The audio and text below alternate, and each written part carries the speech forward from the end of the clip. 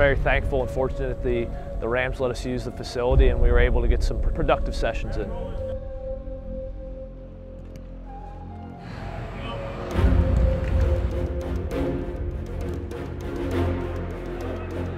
It's a big open space, climate controlled, allows us to finally get out and do some of the things we've been itching to do for since the beginning of the week.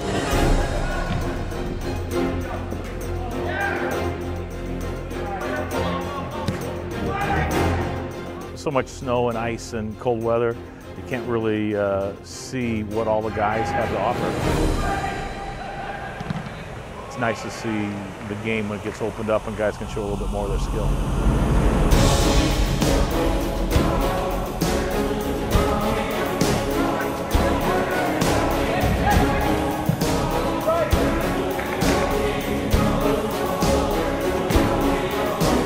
You get on the field in a functional teamwork exercise, nothing better than that. Getting to know the guys on the field, seeing people's tendencies, and getting my experience, in the goal is fantastic.